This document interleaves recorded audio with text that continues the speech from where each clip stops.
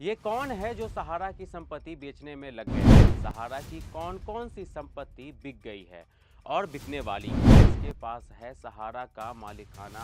उपेंद्र राय क्या भूमिका निभा रहे हैं? संपत्ति बेचने के खेल में संपत्ति बेचने से जो पैसा आएगा उसका क्या होगा? क्या सहारा संपत्ति पैसा निवेशकों को मिलेगा? क्या सहारा संपत्ति का पैसा सहारा सेबी के खाते में जाएगा? सुब्रत राय किसकी बताते थे सहारा की संपत्ति? आइए आपको बताते हैं कि सहारा और सहारा की संपत्ति का अब क्या होने वाला है। नमस्कार, मेरा नाम है राघव और आप देख रहे हैं द न्यूज 15। सहारा के चेयरमैन परलोक क्या सिधारे कि सहारा की संपत्ति बेची जाने लगी। सहारा अस्पताल के रूप में सहारा की संपत्ति बिकनी शुरू हुई और अब उत्तर प्रदेश में 200 एकड़ जमीन बिकने की खबर आ रही है। दरअसल सहारा की तरह ही हम सफर डीलर्स के सहारा इंडिया की सुल्तानपुर रोड स्थित बकास इलाके में 200 एकड़ जमीन खरीदने की बात सामने आई है और एलडीए से इंटीग्रेटेड टाउनशिप बनाने का लाइसेंस मांगा है। जानकारी यह भी मिल रही है कि इसके लिए करीब 4.32 करोड़ रुपए जमा भी किए जा चुके हैं। दरअसल कोलकाता की एक बेनामी कंपनी ने लखनऊ के एक बकास इलाके में विकास प्राधिकरण से इंटीग्रेटेड टाउनशिप बनाने का लाइसेंस भी हासिल कर लिया है। यह खुलासा रियल एस्टेट कंपनी पिटनेल की आयकर जांच के दौरान हुआ है। कंपनी के दोनों निदेशक भी बोगस मिले हैं।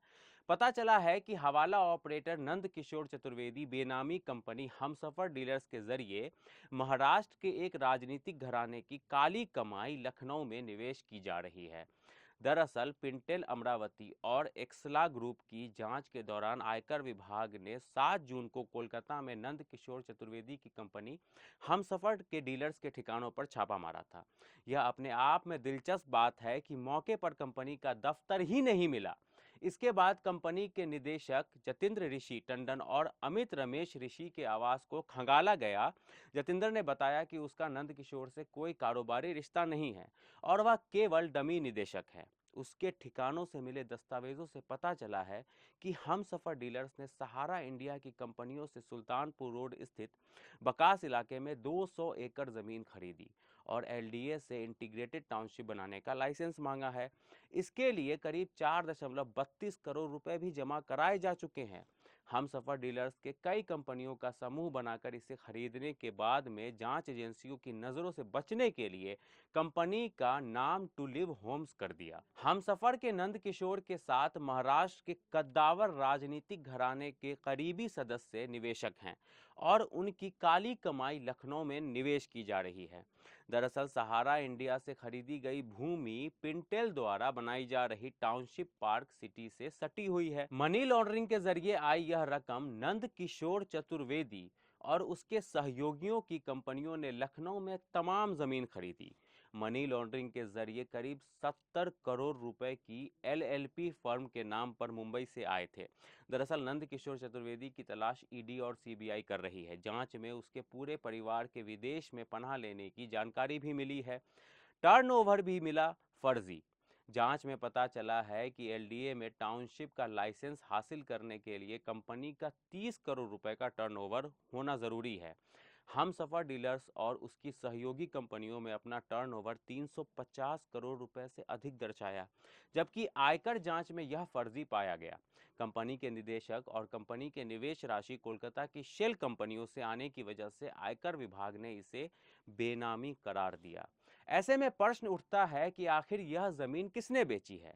क्या जमीन बेचने वालों की भी जांच होगी? यदि यह जमीन बेनामी घोषित कर दी जाएगी तो फिर जमीन का जो पैसा जिस व्यक्ति को दिया गया है उसका क्या होगा? यह तब हो रहा है जब देश भर के जमाकर्ता दावा कर रहे हैं कि उनका सहारा पर 3 लाख करोड़ रुपए से ऊपर का भुगतान है। कर्मचारियों भी बड़े स्तर पर सहारा बकाया भुगतान है। मतलब सहारा के कर्मचारी और निवेशक दर दर की ठोकरें खा रहे हैं और सहारा की संपत्ति बेची जा रही है। सहारा निवेशकों को भुगतान दिलाने के लिए गृह मंत्री अमित शाह ने गत दिनों सहारा रिफंड पोर्टल जांच किया।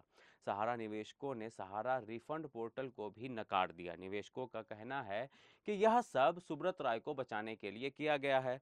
अब तो सुब्रत राय भी परलोक सुधार चुके हैं। ऐसे में यदि सहारा रिफंड पोर्टल की बात करें तो यह भुगतान के मामले में फिसड्डी साबित हो रही है।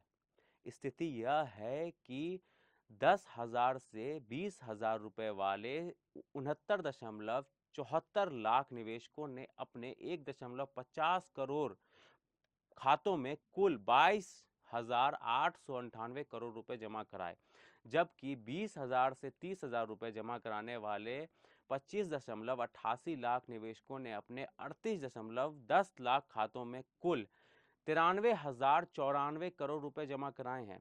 30,000 से 40,000 रुपए जमा कराने वाले 19.56 लाख निवेशकों ने खातों में कुल 11,137 करोड़ रुपए जमा कराए हैं। ऐसे में यह तो कहा जा सकता है कि सहारा के चेयरमैन सुब्रत राय की कितनी भी आलोचना हो रही हो, पर उन्होंने अपने रहते हुए न तो सहारा की संपत्ति बिकने दी और न ही नीलाम होने दी, भले ही सुब्रत राय को 2 साल तक जेल में रहना पड़ा। हाँ, यह जरूर कहा जा सकता है कि सुब्रत राय निवेशकों और कर्मचारियों की बद्दुआ लेते रहे। यदि वह चाहते तो सहारा की संपत्ति बेचकर निवेशकों का भुगतान करा सकते थे, पर ऐसा वह कर न सके। जानकारी यह भी मिल रही है कि सुब्रत राय मरने से पहले सभी अधिकार अपनी पत्नी स्वप्ना राय को देकर गए हैं। सूत्रों की माने तो स्वप्ना राय सहारा मीडिया के हेड रहे उपेंद्र राय के साथ मिलकर सहारा की संपत्ति बेचने में लग गई है। ऐसे में प्रश्न उठता है कि जो संपत्ति बेची जा रही है उस धनराशि का क्या हो रहा है? क्या यह पैसा निवेशकों को मिलेगा? क्या यह पैसा सहारा सेबी के खाते में जाएगा या फिर सुब्रत राय का परिवार और उनके सिपह सालार हड़प कर जाएंगे? यह भी अपने आप में दिलचस्प है कि सुब्रत राय सहारा कर्मियों और निवेशकों को जिंदगी भर इमोशनल ब्लैकमेल करते रहे। सहारा की सारी संपत्ति कर्मचारियों और निवेशकों की है। वह बात दूसरी है कि आज की तारीख में सहारा की संपत्ति बेची जा रही है और सहारा कर्मी निवेशक दर दर की ठोकरें खा रहे हैं। इस पर अपनी राय हमें कमेंट सेक्शन में जरूर दें। हमारे चैनल को लाइक करें, सब्सक्राइब करें, शेयर करें। शुक्रिया।